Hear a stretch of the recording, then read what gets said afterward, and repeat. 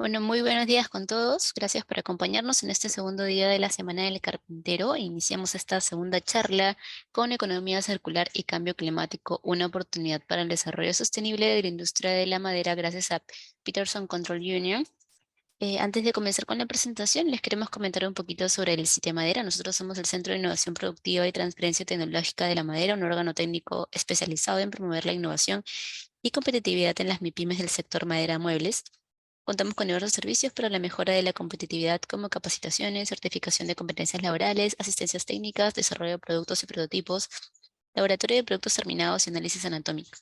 Dejamos de dejar en el chat también nuestro número de WhatsApp para cualquier consulta y correo electrónico. Sin más preámbulo, le voy a dar pase a Alexandra Mendoza. Ella es ingeniera ambiental con estudios de especialización en gestión de gases de efecto invernadero y economía circular. Cuenta con experiencia técnica y administrativa comercial en proyectos de sostenibilidad ambiental y cambio climático en el sector privado, ONG y cooperación internacional. Ha participado en proyectos de medición y verificación de huellas de carbono y huellas hídricas, análisis de riesgos climáticos, hojas de ruta de economía circular y aprovechamiento tecnológico de la bioeconomía para varias organizaciones de la región.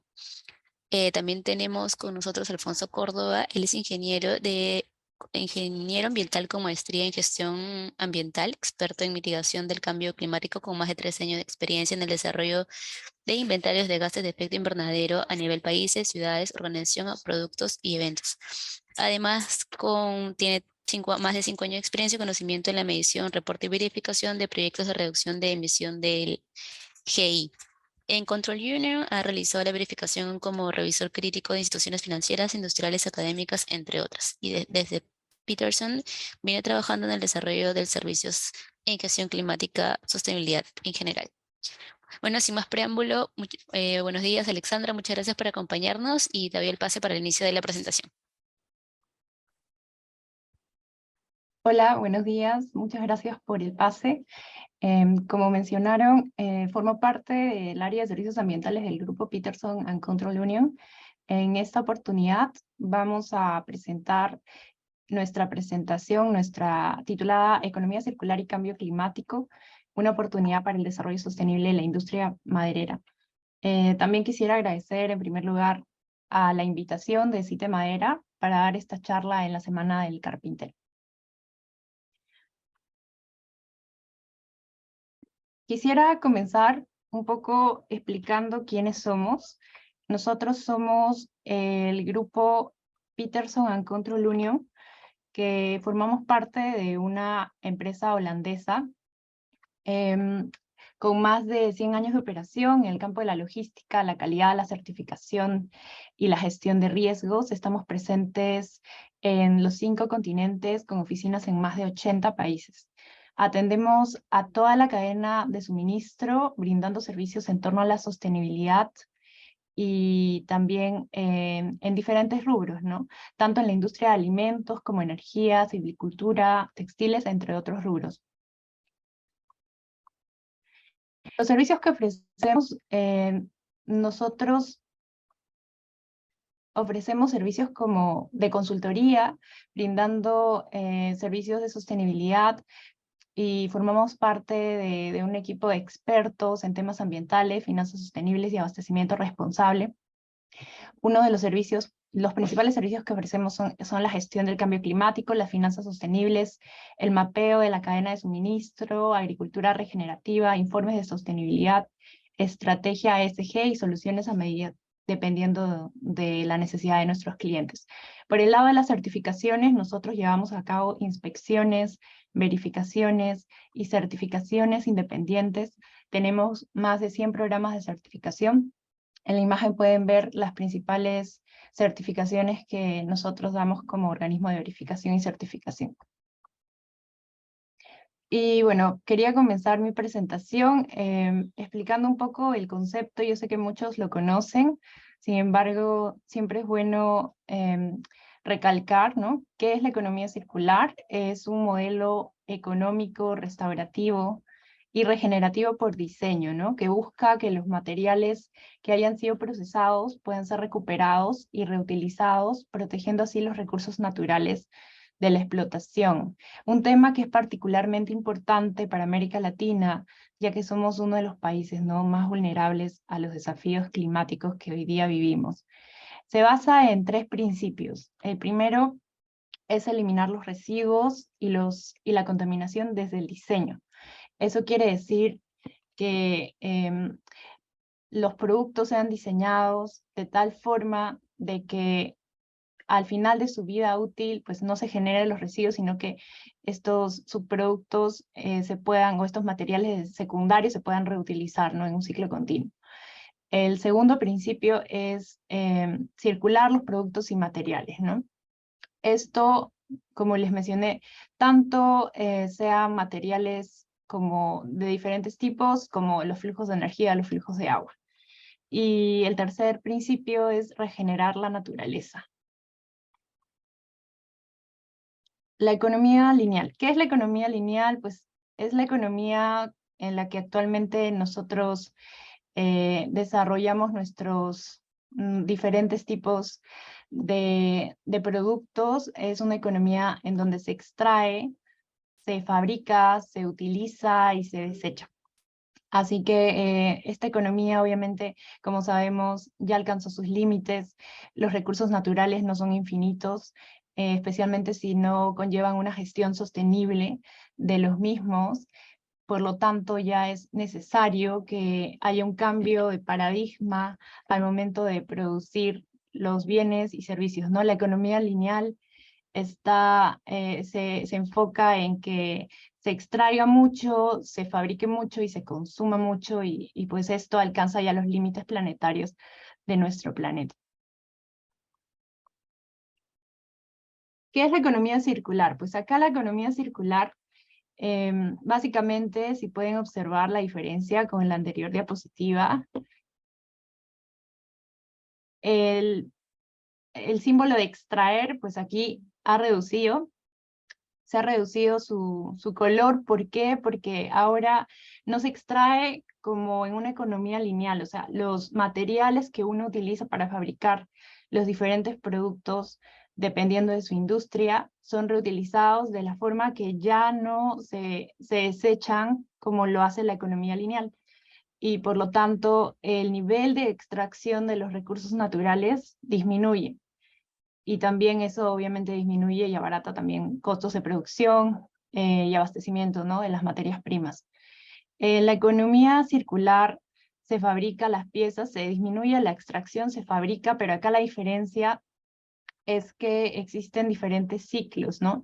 Acá se habla de una economía con diferentes ciclos en donde se promueve la reutilización, la reparación, la remanufacturación y el reciclaje.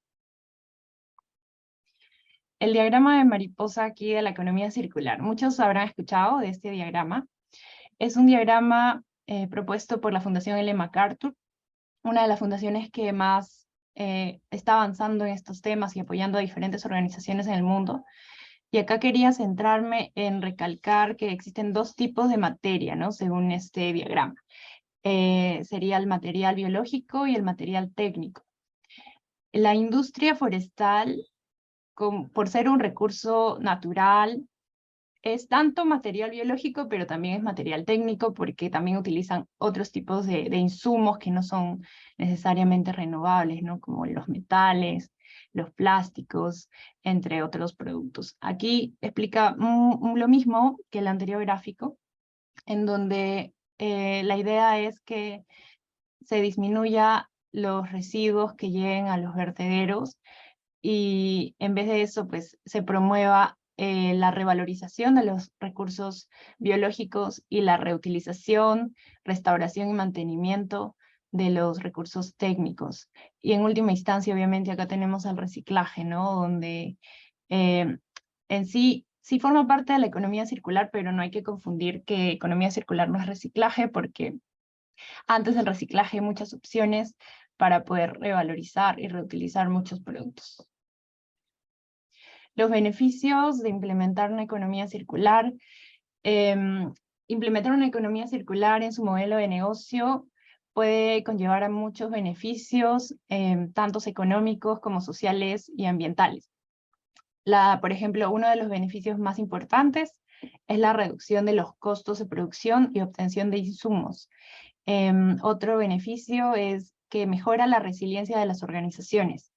Esto porque reduce la dependencia de los insumos y los riesgos por falta de suministro. Otro beneficio es que mejora también la imagen de la empresa, atrae a nuevos clientes y consumidores.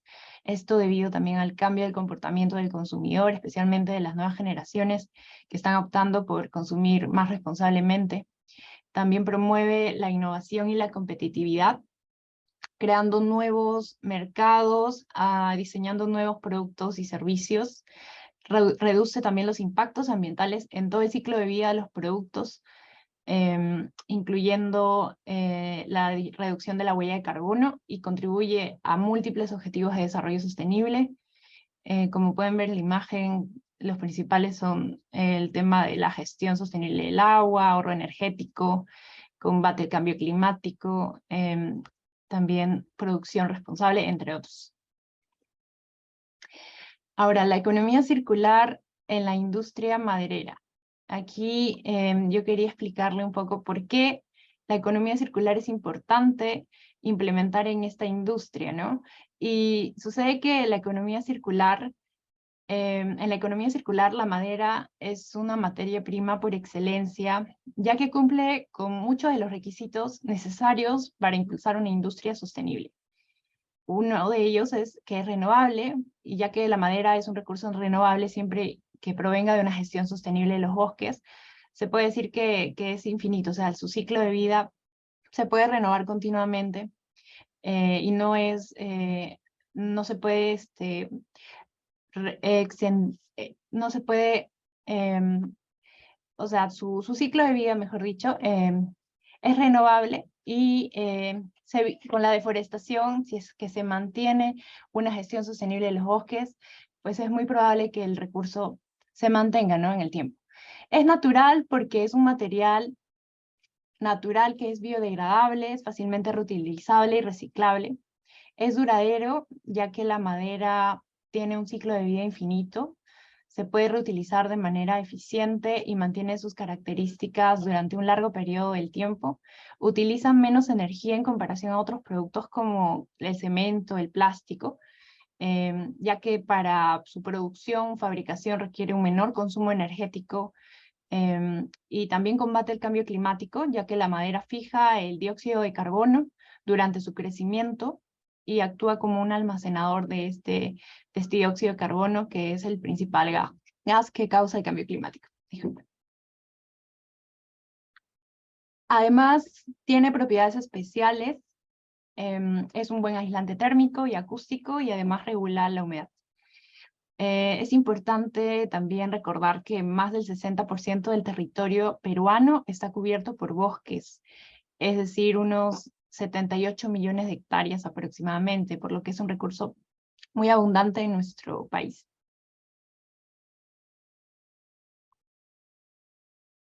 Aquí quería enfocarme en los casos de éxito en el sector de la industria de madera. Existen muchos casos de éxito de la aplicación de la economía circular en este sector. Uno de ellos es que es de Suecia. Es una ciudad situada al sur de Suecia, en donde se usa la madera como material de construcción, ¿no? Aquí utilizan la madera laminada cruzada, que se considera para muchas aplicaciones de construcción, para sustituir materiales de construcción no renovables con alto contenido de emisiones, y también lo utilizan por su buen rendimiento acústico y aislante, ¿no? De hecho, Suecia es uno de los países más avanzados en este tipo de fabricación de madera industrial, ¿no? Y la aplicación de la economía circular. Aquí la aplicación es que la construcción está hecha a través de módulos, se adapta bien a la prefabricación y es más escalable que la construcción tradicional. Se puede adaptar las construcciones si es que, por ejemplo, algún panel se desgasta, se puede reemplazar fácilmente en comparación al concreto, ¿no? Otra iniciativa o caso de éxito que me gustaría resaltar es la producción de los pellets a base de residuos de madera. Esta es una iniciativa de Costa Rica. La empresa se llama Pelletix y la empresa, en resumen, produce pellets de madera, que es un combustible renovable sólido hecho a base de acerrín y otros residuos de madera. Estos se utilizan como fuente de energía en calderas, quemadores industriales, calefacción, entre otros. Es una empresa que produce ya 2.000 toneladas de pellets por mes, o sea, su nivel de implementación de la tecnología ya es un nivel industrial. Y ofrece este tipo de combustible que es carbono neutral como sustituto a combustibles fósiles, ¿no? A un precio más barato. La aplicación de la economía circular en este caso de éxito es que los pellets de madera son o provienen de los residuos de madera, ¿no? Que principalmente se producen en la industria, que serían el acerrín y las astillas de madera. Y por último quería resaltar un caso de éxito especial, ya que estamos en la Semana del Carpintero resaltando la industria 4.0, un caso de éxito que combina tanto la economía circular como la industria 4.0. Aquí resalto esta iniciativa llamada Redwood 3D, que es de España. Es una empresa llamada 3R3D Technology Materials. Es la primera pyme vasca en acceder al mercado de fabricación aditiva con un producto obtenido a partir de materiales reciclados. Aquí la aplicación de la economía circular e industria 4.0 es la utilización de los residuos de plástico y también residuos de madera para el desarrollo de nuevos productos de mayor valor agregado, utilizando la impresión 3D, ¿no? Según las necesidades del usuario. Respecto a cómo está avanzando la economía circular en Perú, tenemos que en 2020, como saben, se aprobó la hoja de ruta de economía circular en el sector industria. La hoja de ruta se enfoca en 4 ejes. La primera es la producción industrial sostenible. El segundo es el consumo responsable o sostenible. El tercero es aprovechamiento de los materiales de descarte y la gestión de residuos industriales. Y el cuarto, la innovación y financiamiento, ¿no? También INACAL sacó una guía peruana para el marco de la implementación de los principios de la economía circular en organizaciones. Es una guía que fue aprobada o lanzada el año 2021. Aún no es una norma, no se puede certificar, pero al menos te da lineamientos para que las organizaciones comiencen a transitar, ¿no? Hacia una economía circular. ¿Cómo empezar? Pues en primer lugar, se necesita bastante capacitación y sensibilización, tanto al personal como a las partes interesadas, involucradas en los procesos productivos de las organizaciones. Es un tema que a veces puede ser muy confuso y es necesario pues, conocer muy bien los principios para no caer en el greenwashing. Por eso es importantísimo que se invierta en estas capacitaciones. En el mercado existen muchos cursos actualmente. Además, podrían contratar, ¿no? a un experto, a un consultor que los apoye o los acompañe en esa transición circular de su organización. El segundo punto es el diagnóstico inicial de circularidad. Siempre es bueno conocer en qué nivel estamos. De hecho, la guía técnica peruana que les mencioné también te guía o te da una metodología para poder identificar en qué nivel de economía circular estás. El tercer punto es desarrollar una hoja de ruta hacia un modelo circular, ¿no? Aquí existen diferentes metodologías. Una de las principales es considerar que los modelos circulares, hay 5 modelos circulares. De hecho, no la coloqué aquí en mi presentación porque no quería alargarla, pero se pueden utilizar diferentes metodologías y una vez pues tengas tu estrategia de tu transición hacia una economía circular, eh, entrarías a la parte de la implementación de la hoja de ruta, en donde puedes desarrollar proyectos piloto para poder medir el impacto, ¿no? de los resultados y monitorear el desempeño de esta hoja de ruta, de tus primeros resultados. Y realmente es un camino largo, pero no imposible. Es un tema que poco a poco va ganando más campo y la idea ahora es, aún están saliendo estándares a nivel, por ejemplo, ISO. Hay algunas certificaciones bien específicas para subsectores como residuos, materiales de plástico, pero aún es un concepto que el propio país está desarrollando y actualmente, bueno, se viene implementando la hoja de ruta de economía circular en la industria. Lo importante acá, como les mencioné, es comenzar y para ello es necesario iniciar con el primer paso, que es la capacitación y la sensibilización, ¿no? Para tener mejor y bien claro el panorama. Y aquí para terminar, pues sí me gustaría resaltar algunas conclusiones. La economía circular es un paradigma que busca modificar la forma en que producimos y consumimos. La economía circular brinda beneficios tanto económicos como sociales y ambientales, que son las que ya las mencioné en mi presentación, en mis slides anteriores. Es esencial invertir en la capacitación y sensibilización de los colaboradores con todos los requisitos para impulsar una industria sostenible y circular. La madera es una materia prima que cumple con todos los requisitos para impulsar una industria sostenible y circular. El uso de la madera en todo el ciclo de vida de un producto contribuye a mitigar el cambio climático y también a transitar, ¿no?, hacia una economía más circular. Existen casos de éxitos de aplicación de la economía circular en la industria de la madera en la región y también en todo el mundo. Y el nexo, ¿no?, entre la economía circular y la industria 4.0 aún se encuentra en una fase inicial de implementación. No solo aquí, sino diría en la región, en todo el mundo, ya que la mayoría de las organizaciones aún no alcanzan un nivel de implementación de estas tecnologías emergentes para impulsar, ¿no?, el desarrollo sostenible de sus organizaciones. Existen empresas que sí están implementando estas tecnologías de Industrias 4.0, pero a veces no lo utilizan para poder gestionar de forma sostenible, ¿no?, sus impactos ambientales.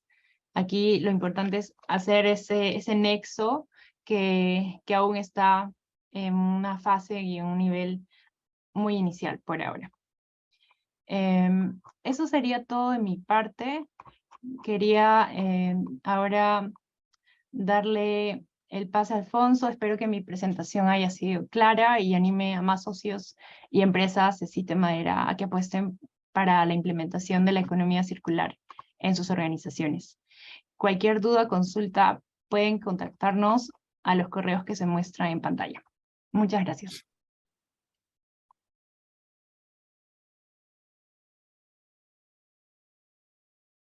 Ok, muy buenos días con todos. Por favor, me dicen si es que se puede ver mi pantalla.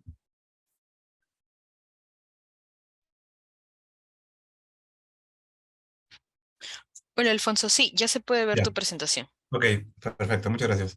Muy buenos días con todos. Les saludo Alfonso Córdoba.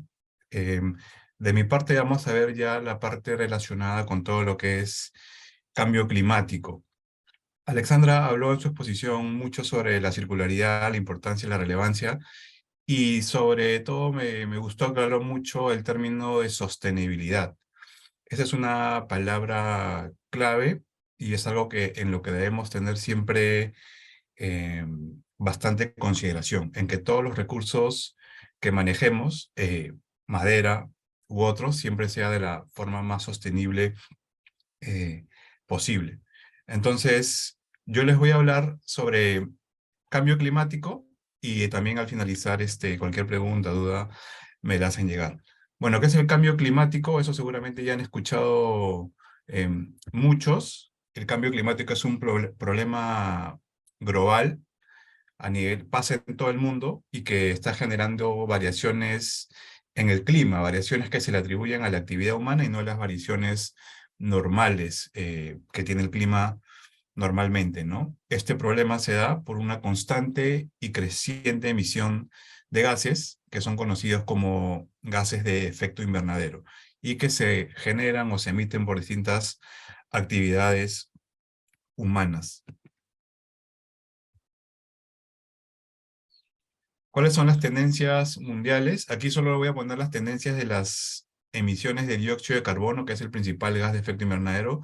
No es el único. Vemos que desde aquí tenemos datos desde el año 1959, que es más o menos datos de la etapa preindustrial, y cómo hasta hoy en día estas toneladas de dióxido de carbono se han venido incrementando y mucho, ¿no? Se ve claramente que va en forma creciente. Acá hubo una bajada, claramente se puede ver, pero fue justamente porque hubo un año de COVID, de pandemia, y en los que se evidenció, ¿no? Que justamente por ese detenimiento de la actividad humana hubo una disminución o decrecimiento de estas emisiones que causan este problema que es el cambio climático. Asimismo, tenemos tendencias en lo que es la temperatura, y acá vemos la tendencia de cómo va variando la temperatura con el tiempo.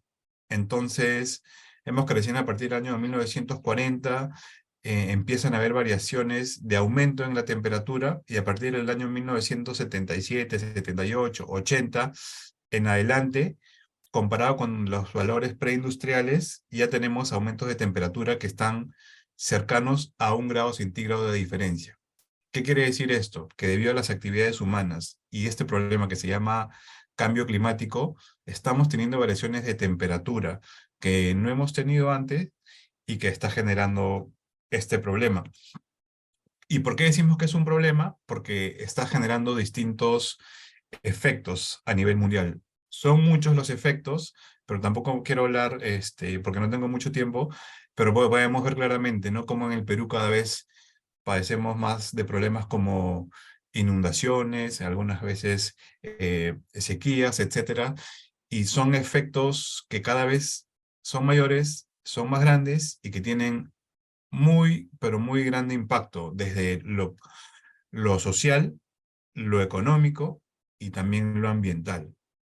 Entonces, es un problema que está cada vez siendo más grande y es un problema por el cual tenemos que tomar acción. Cuando hablo de tomar acción, les quiero comentar, no sé si ustedes han escuchado sobre el Acuerdo de París. El Acuerdo de París es un acuerdo que justamente toman un grupo de países que forman parte de una convención que se llama la Convención Marco de Naciones Unidas sobre Cambio Climático. Bajo este acuerdo, lo que hacen los países es comprometerse a realizar distintas acciones para lograr evitar que el incremento de la temperatura media global supere los 2 grados centígrados. Y es más, que se hagan esfuerzos para que no supere el 1,5 grados centígrados. De las gráficas de las tendencias que he mostrado antes, ya les he enseñado que ya ahorita ya hemos pasado o llegado casi a 1 grado centígrado. Lo que se quiere evitar es superar el 1,5, y si es que eso ya no se puede, no pasar los 2 grados centígrados. ¿Y esto por qué? Porque distintos expertos en el área de cambio climático, que son específicamente del Panel Intergubernamental sobre Cambio Climático, el IPCC, ya han generado muchos escenarios, y los escenarios en los que la temperatura supera el 1,5 grados centígrados ya tiene grandes y graves efectos. Y las de 2 grados centígrados, si es que se superan esa temperatura, los escenarios son mucho peores, más catastróficos, y por eso es que se requiere tomar mucha acción climática. ¿Qué es lo que dice la ciencia? Ya de eso ya no hay nada de duda, que el clima está siendo cambiado justamente por la influencia humana, ¿no? Entonces acá podemos ver cómo se ha hecho simulacro de factores humanos y factores naturales, ¿no? Y con factores naturales, la temperatura debería estar oscilando muy por debajo, pero en pocas cantidades, o por encima de los 0 grados centígrados, y en cambio con el simulacro de factores humanos ya se supera al 1 grado, ¿no? Y eso es lo que hemos visto que ya está pasando. Entonces, la ciencia ya te dice, ¿no? Que la actividad humana es el que está generando este problema, y que esto se ha manifestado en magnitud de riesgos que se han materializado en forma de impactos severos. Es importante señalar que cada aumento de temperatura, y cuando hablo de cada aumento no me refiero de 1 grado centígrado, me refiero de cada 0,1 grado centígrado, que puede parecer muy poco, se va a generar con mayor intensidad y frecuencia problemas, ¿no? Que muchos ya los tenemos en Perú, como olas de calor, precipitaciones fuertes, inundaciones, sequías agrícolas, incendios forestales, entre otros, ¿no? Entre muchos otros más que hay. Entonces hay que tener, por eso, mucho, mucha reflexión y acción sobre este problema que es el cambio climático, ¿no? Aquí les quiero hablar sobre algo que es importante. Les quiero hablar sobre el Inventario Nacional de Gases de Efecto Invernadero. ¿Qué cosa es el Inventario Nacional de Gases de Efecto Invernadero? Viene a ser la cantidad de las emisiones que se generan por distintos sectores y que justamente por emitir gases de efecto invernadero causan este problema de cambio climático. Yo he tenido la experiencia de trabajar en estos inventarios y pues aquí la mala noticia es que en el Perú todavía no se tiene un manejo muy sostenible de los bosques. Hay muchas empresas que lo hacen, pero en general diversos sectores o actividades económicas no son sostenibles. ¿Y qué es lo que pasa? De todas las emisiones que genera el Perú como país, el 53,09% de las emisiones son causadas por el uso de la tierra, por el cambio del uso de la tierra y la silvicultura, es decir, actividades relacionadas eh, con la deforestación. Porque los bosques, como ustedes ya muchos sabrán, se puede manejar de forma sostenida, pero ocurre también lo contrario, ¿no? Entonces, hay una actividad muy extractiva y poco sostenible del Perú que está generando esto. Y acá, esta es otra fuente, este es un estudio que se llama los niveles de referencia, que ya son estudios más forestales, te dicen la cantidad de emisiones que está generando en el bioma amazónica específicamente por el mal manejo de los bosques, ¿no? Y aquí ya se puede ver, aquí estamos hablando de toneladas, ¿no? Entonces, la cantidad de emisiones en toneladas, 89.000 millones de toneladas, solo por este mal manejo de los bosques. Entonces, es una actividad que sí debemos tomar con mucho cuidado, y otra vez repito, ¿no? Siempre asegurar que lo hacemos de una manera sostenible. ¿Qué es lo que hacen los países? Los países pues se comprometen a reducir sus emisiones como país a través de algo que conocen como las NDC o las contribuciones nacionalmente determinadas, ¿no? Entonces acá, por ejemplo, el Perú ya tiene sus contribuciones nacionalmente determinadas. ¿Y qué es lo que dice, no? Mira, si nuestras emisiones siguen una tendencia como esta que vemos acá de la línea azul que llega hasta 298,26, esas emisiones, que son las emisiones que se conocen como línea base y que son las emisiones que se darían si es que no hiciéramos nada, esas emisiones vamos a reducirlas en un 30% y en un 35%. Y entonces, esos compromisos, cada país se compromete, valga la redundancia, y para ello tiene que implementar medidas y contabilizarlas y todo ello. Ahí también he tenido un poco de experiencia, pero más en el sector de energía, pero son cosas que ya tiene que hacer el mundo. Entonces, es importante que sepamos de esto, ¿no? De que nosotros, como empresarios, podemos también ayudar a que el país cumpla con estas metas y compromisos, ¿no?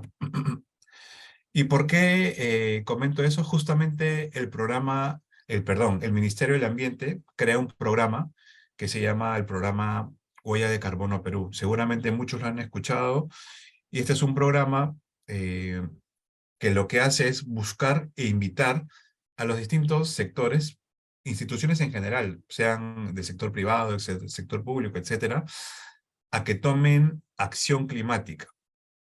Esto quiere decir a que hagan distintos esfuerzos para que puedan reducir sus emisiones. ¿Y para qué? Para que contribuyan justamente con los compromisos que teníamos y que presenté en la diapositiva anterior. Entonces, este es un programa que ya voy a hablar luego un poco más adelante, que lo que busca es invitar y sensibilizar al sector privado principalmente a que tomen acción y que puedan reducir justamente este impacto en el clima que se mide con lo que se llama la huella de carbono. Ahora, ¿qué cosa es la gestión del cambio climático?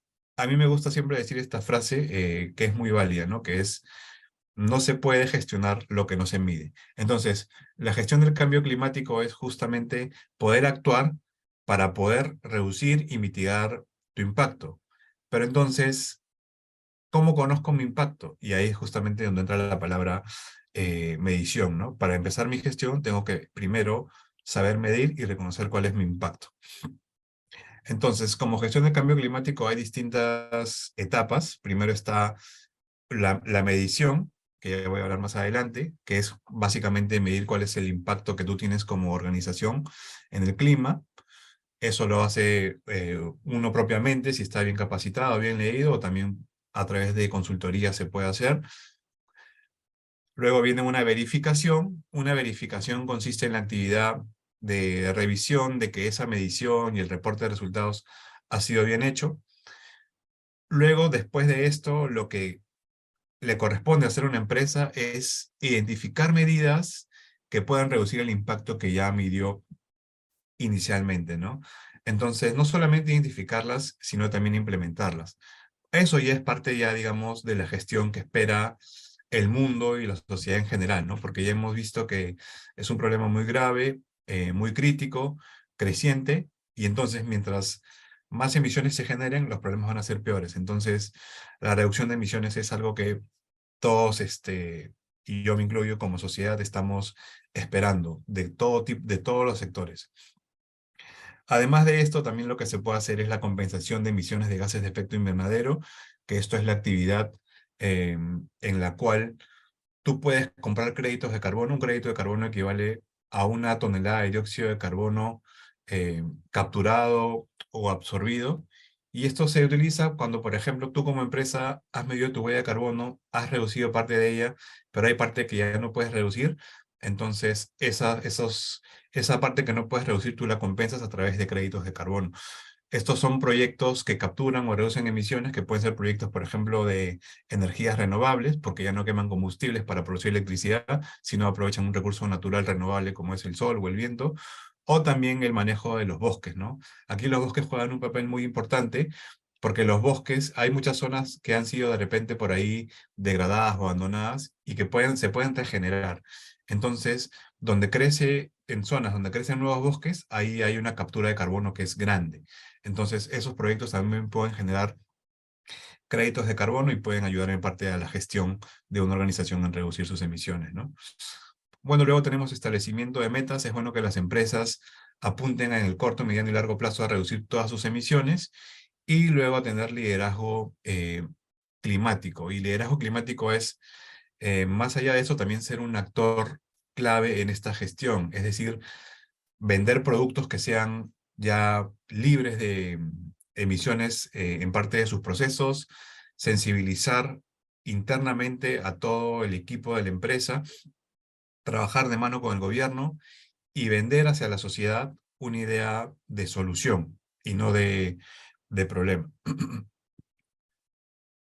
Aquí les voy a hablar principalmente de lo que es la medición, reporte y lo que es la verificación, que es, digamos, a lo que más se trabaja hoy en día, ¿no? Entonces, la medición y el reporte son actividades que se desarrollan bajo el cumplimiento de distintos estándares o normas que son mundialmente reconocidas. Aquí podemos ver en pantalla dos estándares muy reconocidos, el ISO 14064-1 o el Protocolo de Gases de Efecto Invernadero, que es otro de los más conocidos y utilizados mundialmente. ¿Qué es lo que hacen estos estándares o normas? Te dan los requisitos, las reglas y algunas orientaciones de cómo una empresa debe cuantificar sus emisiones y cómo también las debe reportar. Aquí subrayo o resalto la ISO 14064-1 porque esta es una norma importante de conocer porque es bajo la cual se rige el programa de huella de carbono Perú. Entonces, esa es una norma que ha sido hace poco fue actualizada en el año 2020 y que, como les reitero, te dan, digamos, los lineamientos, orientaciones y requerimientos que toda empresa debe hacer para medir y reportar su huella de carbono. Básicamente, lo que tú tienes que hacer para medir tu huella es definir límites y alcance, límites como organización, porque puede ser una organización que tienes muchas instalaciones en diversas partes del Perú, y también tus alcances. Por ejemplo, las huellas de carbono siempre se miden por el periodo de un año, ¿no? También los gases de efecto invernadero que vas a considerar, entre otros. Tienes que identificar cuáles son las fuentes de emisión. Esto viene a ser, digamos, las distintas acciones o actividades que desarrollas en tu empresa, pero que al mismo tiempo generan gases de efecto invernadero, ¿no? Entonces, por acá, algo que es siempre yo lo utilizo como ejemplo porque es una fuente muy sencilla y práctica, es el consumo de la electricidad, por ejemplo. Eso genera emisiones de gases de efecto invernadero. O por ahí también, por ejemplo, el consumo de combustibles, el transporte de los colaboradores de su casa al trabajo, entre otras, ¿no? Cada una de las actividades que se desarrollan como parte de la empresa y que generan emisiones, eso se llama una fuente de emisión. Luego, para esas fuentes de emisión tenemos que seleccionar un método de cálculo, de convertir datos que se conocen como datos de actividad o también se le conoce como niveles de actividad.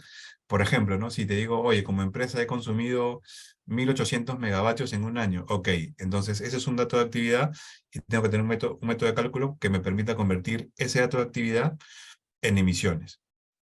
Luego de eso, tenemos que recopilar datos e identificar factores de emisión. Factor de emisión es el que te convierte tu dato de actividad o tu nivel de actividad en emisiones propiamente, ¿no? Luego aplicar herramientas de cálculo y finalmente elaborar el reporte.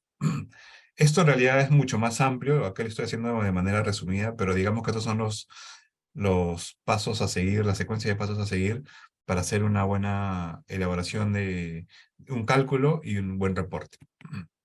Aquí a manera de ejemplo, pongo el reporte que hizo el ITP Site Madera. Ha hecho ya tiene su primer inventario de gases de efecto invernadero que corresponde al año 2020 y acá, por ejemplo, ¿no? Se pueden ver algunas de las fuentes de emisión que tienen ellos, ¿no? Combustión de fuentes fijas, combustión de fuentes móviles, consumo de electricidad, transporte aéreo del personal, el trabajo home office, porque si bien es cierto, no se va en algunos casos al trabajo, pero sí se trabaja en casa, entonces ahí hay un consumo de electricidad y otros que generan emisiones, ¿no? Consumo de agua, consumo de papel, etc. Luego la verificación, como les dije un poco antes, ya es un proceso que asegura la consistencia, la transparencia y la credibilidad frente a otras partes interesadas en procesos de cuantificación, seguimiento y reporte de gases de efecto invernadero, ¿no? Esta es una actividad que lo realiza, lógicamente, una tercera parte que está acreditada, que garantiza tener, digamos, esa aprobación y esos conocimientos para poder hacerte una verificación y asegurar que tu inventario, tanto tus números como tu reporte, es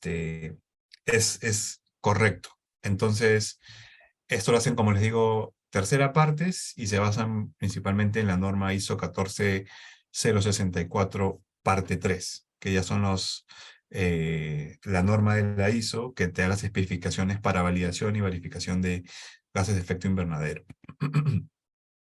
Aquí, por ejemplo, ponemos el caso de ITP, porque ellos también ya pasaron esta segunda etapa de gestión, que es la verificación, ¿no? En este caso, justamente Control Union hizo todo ese proceso y lo pasaron muy bien. Como tercera etapa de la gestión, y que es muy importante para mí, de las más importantes, es la reducción de las emisiones de gases de efecto invernadero, ¿no? Y en esta consiste en identificar, pero más que identificar, en implementar acciones, ¿no? Que van a conducir a mejorar el desempeño de su gestión climática. Esto quiere decir que van a conducir a poder reducir sus emisiones de gases de efecto invernadero, ¿no? Entonces, en la empresa que yo trabajo, ayudamos en esto. Y acá es importante explicar que normalmente con las empresas pasa que hay emisiones que se pueden reducir en el corto plazo y emisiones que se pueden reducir en el mediano o largo plazo. En el corto plazo se pueden reducir las emisiones que se le llaman como emisiones directas, que son las emisiones que suceden dentro de tu instalación, de tu empresa, de tu industria, de tu planta, y son directas porque están bajo tu control. Entonces, por estar bajo tu control, tú puedes ahí implementar alguna acción o gestión y por tanto se puede reducir más rápidamente. En el caso de las fuentes de emisión que se conocen como indirectas y que no están bajo el control de uno, y en este caso, por ejemplo, hablamos de las emisiones llamadas como mediciones aguas arriba en las cuales, por ejemplo, tenemos compras de bienes y servicios, transporte de insumos, residuos generados, viajes de negocio o transporte casa-trabajo. Esas no tenemos control y por tanto reducir emisiones ahí puede ser un poco más complejo. Requiere de conversar con cada uno de estos actores involucrados en estas actividades, ¿no? Que nos proveen estos servicios. Igual con las emisiones que suceden aguas arriba, ¿no? Y en aguas arriba hablamos, por ejemplo, emisiones que sean, por ejemplo, por el transporte y distribución de productos que vendemos, porque esa distribución de productos que ya terminamos en nuestra planta va a seguir generando una emisión indirecta porque no los generamos en nuestra planta, pero por ese transporte la va a generar. Entonces, en estas dos etapas, aguas arriba y aguas abajo, debemos ver y evaluar maneras de cómo reducir esta huella. Y acá viene una cosa muy importante, ¿no? Porque la huella de carbono es todo lo que sucede aguas arriba antes de que los insumos, los productos, materia prima, entren a la planta. Antes de eso, ahí hay emisiones. Por ejemplo, si yo utilizo un insumo, cartón, papeles, esos insumos, su producción ha tenido una generación de emisiones. Eso lo debo contabilizar. Y como les dije antes también, ¿no? Y todo lo que sucede después. No sucede con la madera utilizada para muebles, pero en algunos casos, por ejemplo, si yo produzco autos, si yo produzco computadoras, focos, etcétera, que tienen un consumo eléctrico o un consumo de combustible, las emisiones que van a generar por su uso sí deben formar parte de tu huella de carbono. Entonces, eso es algo muy importante de saber, ¿no? Que la huella de carbono es todo lo que pasa, por lo que sucede dentro de tu planta, pero también por todas las actividades asociadas, antes y después. Ahora, bueno, tenemos oportunidades en gestión climática. Esto es muy parecido a lo que ya presentó Alexandra con economía circular. Cuando tú reduces emisiones es porque estás siendo más eficiente y tienes un mejor manejo de tus distintos recursos. Entonces, todo ello también conlleva una reducción de emisiones y también de dinero. Lógicamente, te vas a mejorar la imagen institucional. Esto va a generar atracción de clientes y consumidores. Hoy en día tenemos un mercado cada vez más exigente porque está cada vez más consciente del problema que es el cambio climático. Entonces, muchos clientes ya van a pedirte que tú tengas un manejo sustentable o quieren o necesitan la garantía de que tu recurso, tu insumo, viene de un manejo sostenible, por ejemplo, de los bosques, ¿no? Entonces, cuando tú demuestras y tienes todo eso, vas a atraer clientes y consumidores. Y todo lo contrario, ¿no? Si no los tienes, probablemente no seas competitivo hoy en día. Vas a tener a distintos accesos a reconocimientos, ¿no? Por ejemplo, ya hemos tenido el caso de ITP, tiene reconocimientos de huella de carbono Perú, puedes tener facilidades en lo que es financiamiento climático, y lo más importante es que te vuelves en un negocio muy competitivo, porque estás demostrando ser líder en acción climática, y te alineas con el Objetivo de Desarrollo Sostenible 13, acción climática. Bueno, ya para ir terminando, ¿no? Volviendo a lo que es el programa de huella de carbono Perú tiene 4 reconocimientos. El primer reconocimiento es cuando tú, como organización, calculas y reportas tu huella de carbono. Entonces, aquí es algo que ya ha hecho ITP, quienes han estudiado y aprendido bien sobre cómo hacer esto. En el caso de que para alguna empresa no tenga el conocimiento y el tiempo para aprender esto, nosotros podemos ayudarlos tranquilamente con ellos, ya sea enseñándoles a hacer todo o también dándole una capacitación y acompañamiento en caso lo quieran hacer solo, ¿no? Pero cuando tú haces tu cálculo de huella de carbono, y el Ministerio del Ambiente a través de su programa te da un primer reconocimiento que se conoce como una estrella. Cuando ese cálculo y reporte han pasado por un proceso de verificación, en este caso, por una revisión, por un ente acreditado, y no hay ningún problema, encuentra que está bien hecho, es ahí cuando el programa te da una segunda estrella, que es el segundo reconocimiento. Cuando tú, luego de eso, al año siguiente de tu reporte de huella de carbono, presentas un reporte de huella de carbono, pero que al mismo tiempo incluye una medida de mitigación, y con esta medida tú describes en tu reporte cómo has reducido estas emisiones, allí puedes postular a una tercera estrella. Pero para obtener la tercera estrella, además de hacer el cálculo, el reporte y la descripción de tu medida de mitigación, tiene que pasar por un proceso de verificación. ¿Qué quiere decir esto? Que una tercera parte garantiza que lo que has realizado, lo que has presentado en tu reporte, está bien hecho. Y por último, el Ministerio del Ambiente te da un cuarto reconocimiento cuando un año posterior al del tercer reconocimiento presentas una nueva medida de mitigación, o presentas que has trabajado una medida de mitigación dentro de la cadena de suministro, o presentas que has compensado tus huellas de carbono. Porque, como se dan cuenta, cada estrella es un mayor esfuerzo por parte de una empresa, ¿no? Entonces, mientras más esfuerzo hagas como empresa y seas más constante en el tiempo, vas a tener un mayor reconocimiento.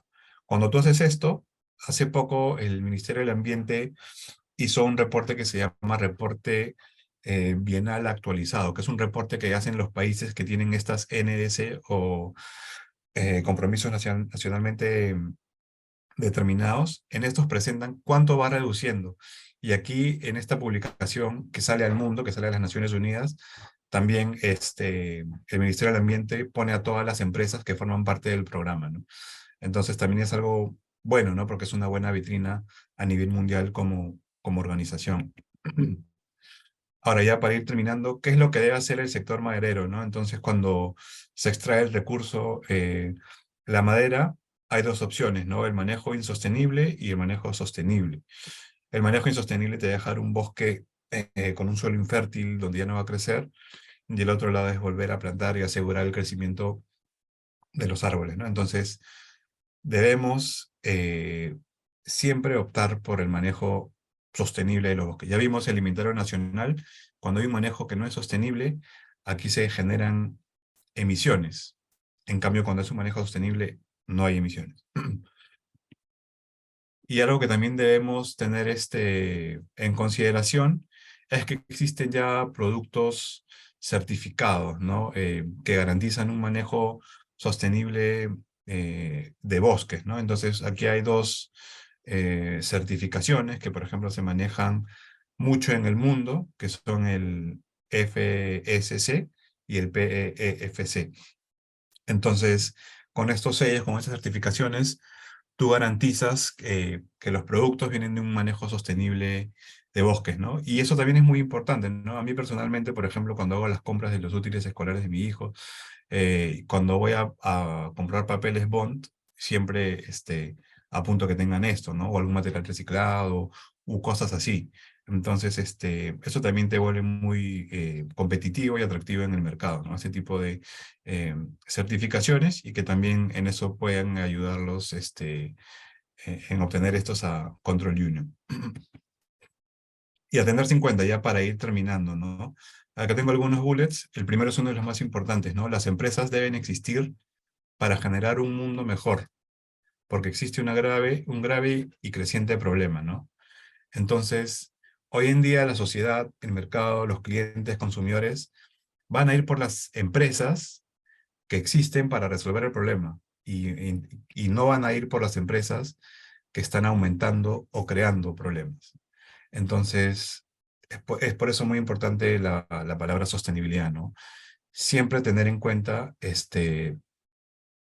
de que debemos trabajar de la forma más sostenible posible. Hacerlo bien y transparentarlo, porque transparentar esto te lleva a ser un líder en los mercados. Las empresas deben disminuir las emisiones y también al mismo tiempo aumentar los sumideros. No solamente compensar, porque había una mala práctica antes, que muchas empresas lo que hacían era simplemente eh, contabilizar su huella de carbono, y después decía, ah, ya, yo compro todas mis emisiones y ya lo compensé. No, eso ya no está muy bien visto hoy en día. De hecho, si las empresas hicieran eso, el problema no pararía. La única manera de que el problema pare es que las empresas opten por reducir sus emisiones, y las emisiones que ya no puedan reducir, que se conocen como emisiones residuales, acá sí puedan, digamos, comprar créditos de carbono, es decir, compensarlo, ¿no? Y eso lo dice la ciencia, ¿no? Porque hay cada vez más científicos trabajando en esto, y es lo que te piden, ¿no?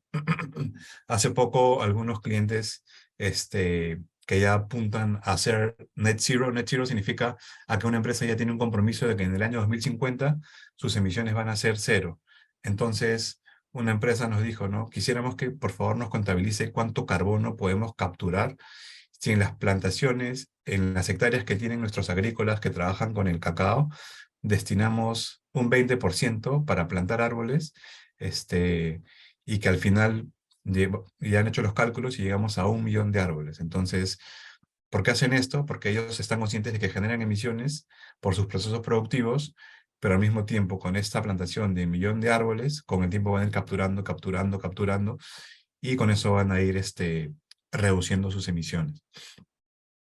A ver, se espera que en el 2030 las empresas hayan reducido sus emisiones en aproximadamente el 50%. Eso es lo que dice la ciencia. Está todavía muy difícil, es una meta muy ambiciosa, pero es lo que se espera, digamos, para que nuestro planeta no pase o tenga consecuencias graves.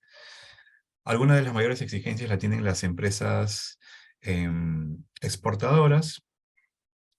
Y por último, las empresas deben de aprender las nuevas reglas, ¿no? Atender a modo urgente aspectos materiales como son el cambio climático, la biodiversidad, la desertificación, los plásticos y la alimentación. Y en todos estos que he comentado está incluida la economía circular, ¿no? Que al igual que el cambio climático es un tema que es transversal, ¿no? Entonces, con una buena gestión del cambio climático y también de la economía circular, vas a evitar muchos otros grandes problemas, ¿no?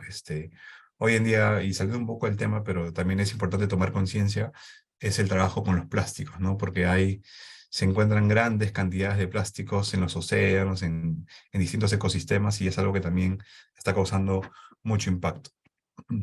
Y bueno, eso sería todo de mi parte. Cualquier pregunta, duda, creo que vamos a pasar a esa sección. Y entonces, cualquier duda, consulta, me escriben a este correo. Gracias. Gracias, Alfonso y Alexandra. No sé si alguien tiene alguna pregunta.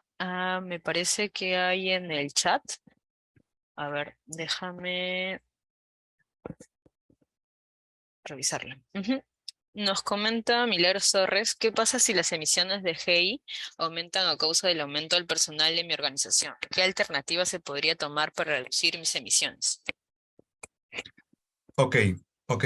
Entonces, claro, si aumenta el personal, lo más lógico es que sí van a aumentar las emisiones. Ahora, lo que tenemos que tener en cuenta es que cuando hacemos una huella de carbono, manejamos también distintos indicadores. Indicadores que son sencillos como la huella de carbono per cápita, o sea, emisiones por persona o por colaborador. Hay emisiones también por metro cuadrado. Y el que a mí me gusta más personalmente es emisiones por producto. Entonces, puede ser que tu huella de carbono aumente, pero que lo que disminuya sea tu indicador. Entonces, tú tienes que apuntar a ello, ¿no? Porque si, por ejemplo, ¿no? Así lo pongo de modo sencillo. Eres una empresa con 100 trabajadores y produce un producto X, también 100 unidades, eh, y las toneladas de dióxido de carbono o de gases de efecto invernadero son 100. Entonces tienes una unidad de emisiones, una tonelada por una unidad producida. Entonces, si tú aumentas tu producción, para lo cual has tenido que aumentar tu personal, pero en parte del proceso productivo tomas acciones de mejor eficiencia, por ejemplo, ya sea de electricidad, combustible u otro recurso, entonces de repente ya no vas a producir 100 toneladas, y vas a producir 98. Entonces, no sé si me hago entender, pero o sea, la idea es apuntar a hacer en tu proceso productivo más eficiente para que a pesar de que por ahí, al aumentar tu personal, al aumentar tus emisiones, tú puedas demostrar con un indicador de que tus emisiones están siendo menores.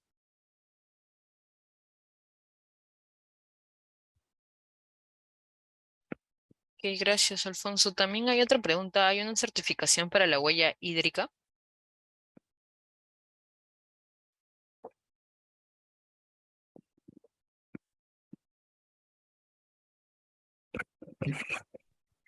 Alfonso, yo tomo esa pregunta si deseas.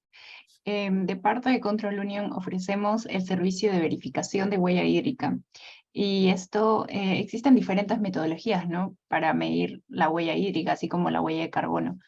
Existe la metodología ISO, que es la ISO 14046, que es la gestión ambiental de huella de agua, principios, requisitos y directrices. Las empresas pueden utilizar esta norma ISO para poder calcular su huella hídrica, y lo que nosotros hacemos como organismo de certificación es verificar que se haya realizado según los requisitos que te pide la norma, ¿no?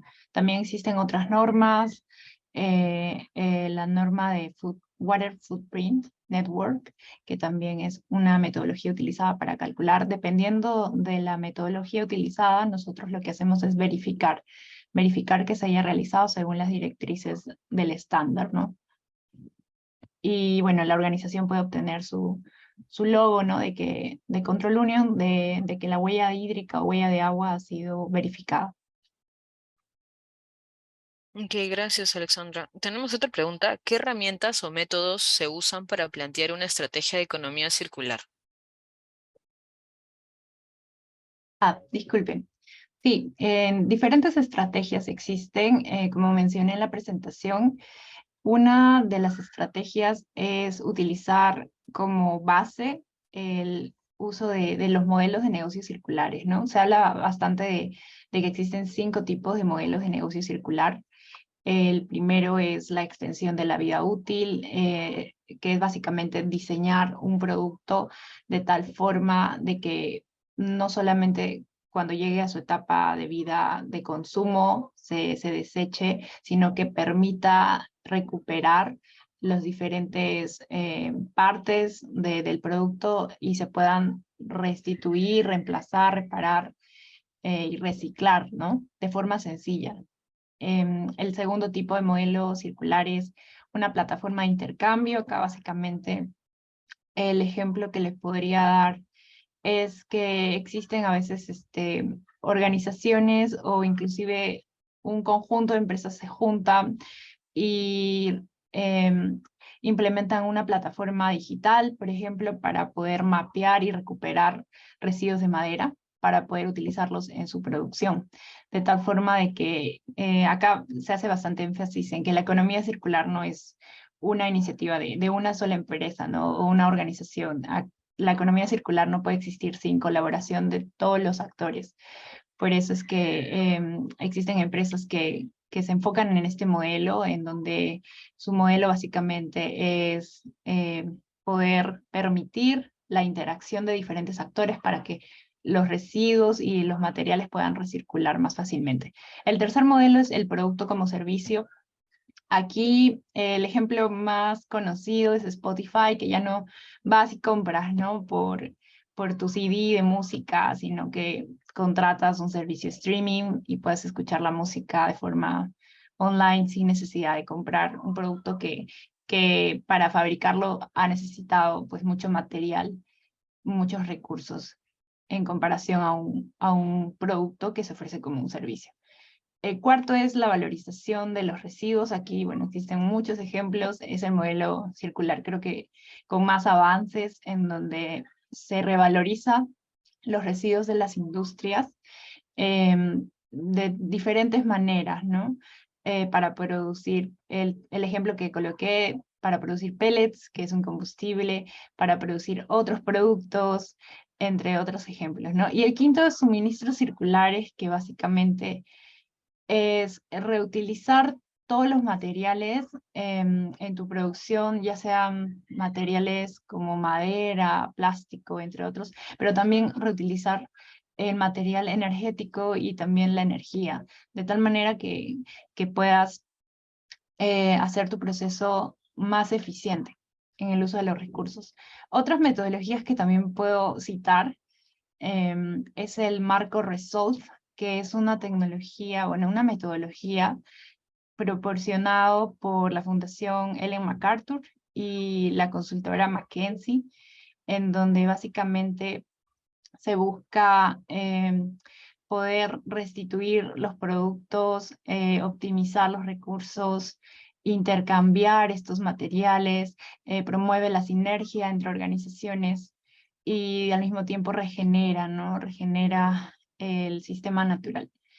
Existen otros más, realmente es ponerse a buscar los principales, como les mencioné, son los modelos circulares y una organización no necesariamente tiene que cambiar su modelo de negocio completamente, ¿no? Puede comenzar implementando iniciativas bien específicas en una parte de su cadena productiva.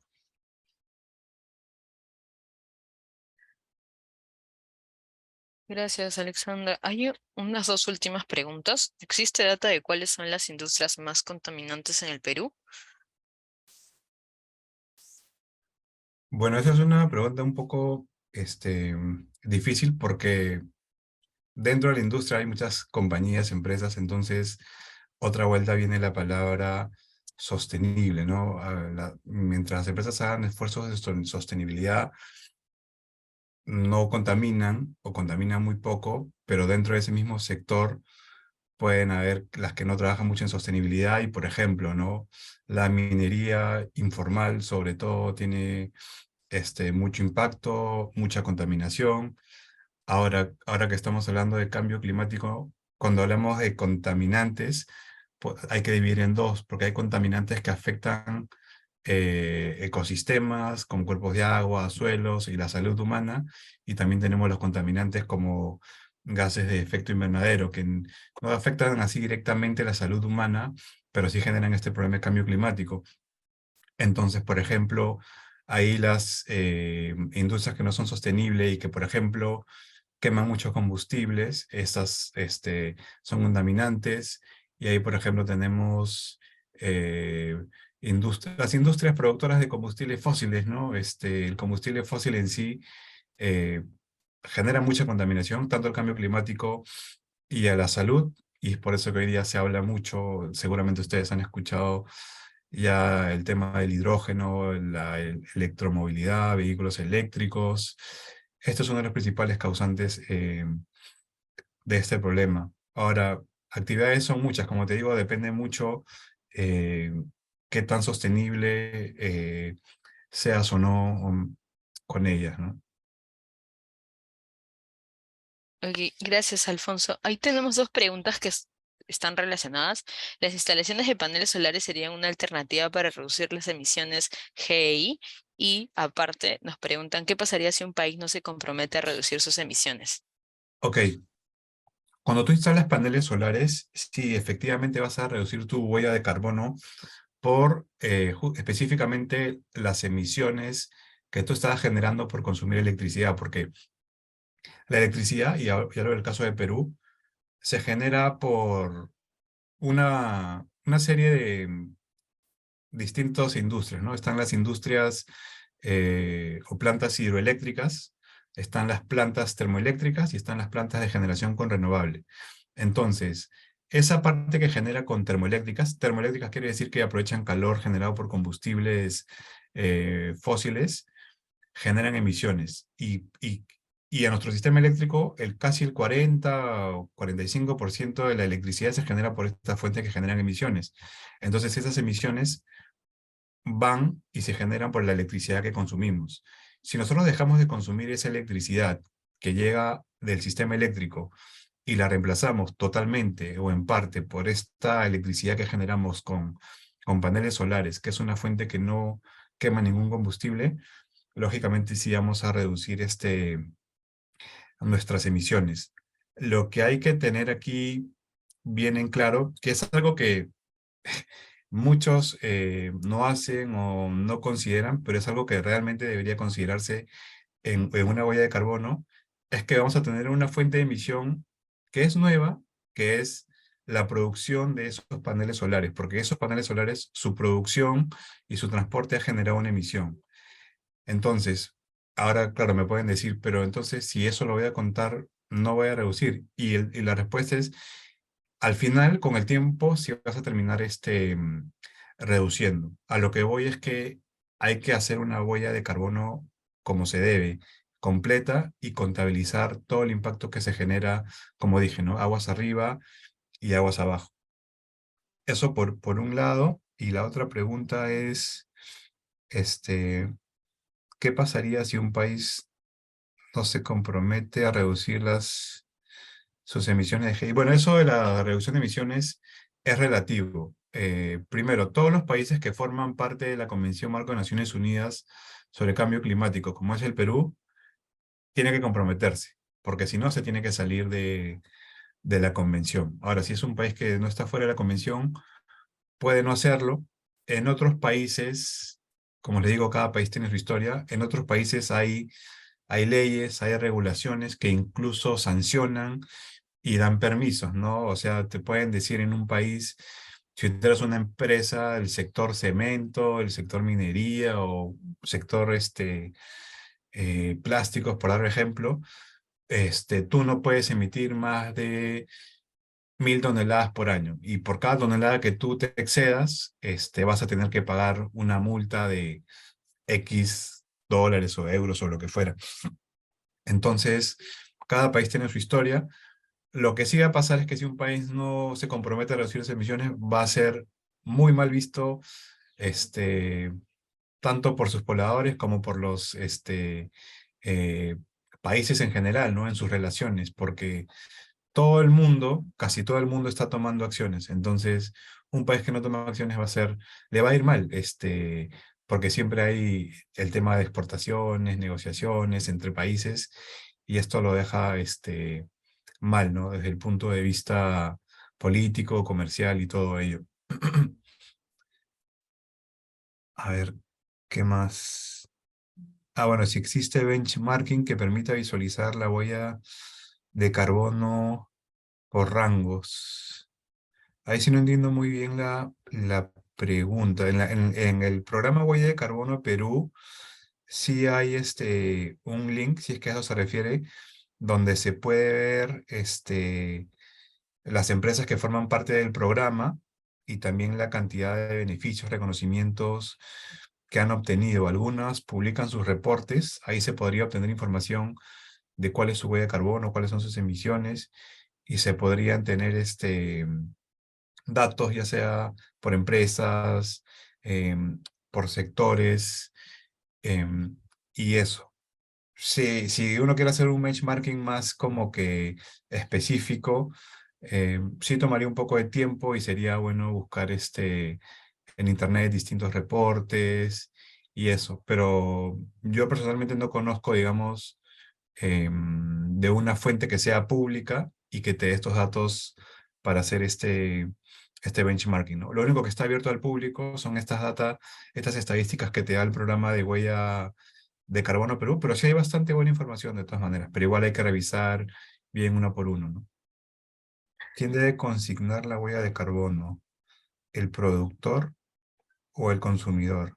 Consignar. O sea, en realidad, dijimos que la huella de carbono es el punto de partida para la gestión frente al cambio climático, ¿no? Dijimos, no se puede gestionar lo que no se mide. Entonces, son dos puntos de vista distintos. Uno, el productor es quien debe hacer todo esfuerzo por lograr y hacer ver que como empresa, como puse en la presentación, eres parte de la solución y no eres parte del problema. Entonces, le compete hacer la huella de carbono y toda la gestión al productor, porque su producción puede tener un impacto positivo o negativo.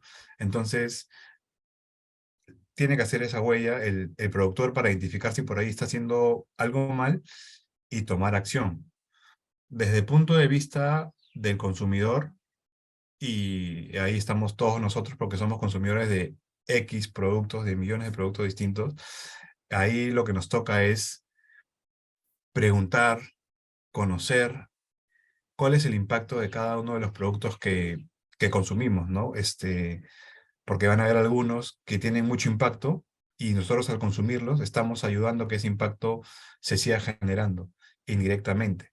Entonces, yo como consumidor prefiero ir y optar por las empresas que están tomando acción y están siendo muy sostenibles. Y si eres muy sostenible, tienes que transparentarlo, ¿no? Porque eso te va a generar, facilitar que los consumidores vayan por ti. Hoy en día, en el caso de Perú, no hay muchas empresas, marcas que transparenten esto mucho, pero las pocas que hay, yo casi siempre trato de comprar allí, porque sé que están tomando acción. Pues es algo que ya es un tema personal, pero es una forma también de nosotros, los consumidores, que podemos hacer para un poco ayudar a reducir este problema, ¿no?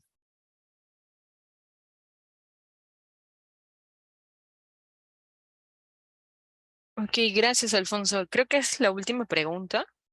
Entonces ya damos por concluida la charla. Muchas gracias, Alexandra. Muchas gracias, Alfonso, por su tiempo el día de hoy. Espero que todos eh, les haya proporcionado bien esta charla. Y nada, los invitamos a participar en la charla presencial que tenemos ahora a las 3 de la tarde con Rubio Monocop sobre acabados en madera. Y muchas gracias a todos de todas maneras. Les dejo las palabras, Alfonso, a Alexandra, si quieren poder terminar esta charla.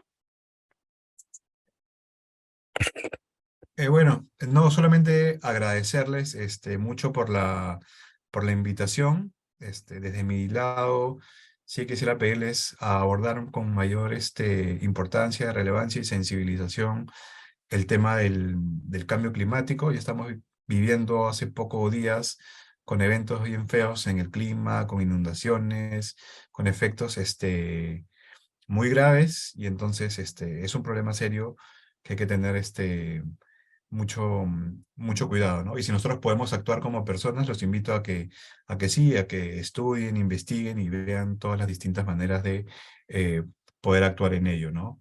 Nosotros desde Peterson también podemos ayudar a todas las empresas que quieran abordar en esta gestión. Con gusto ya dejé ahí mi correo y pues nuevamente reiterarle las gracias por la invitación. De mi lado, igual, agradecer a Cite Madera por la invitación a esta charla, por la Semana del Carpintero. Creo que es una industria, como mencioné, con mucho potencial, porque la madera es un material por excelencia para la economía circular.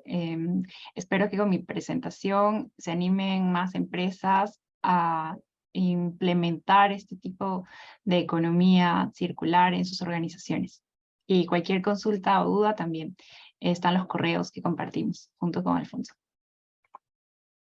Ok, muchas gracias a todos. Damos por concluida la charla.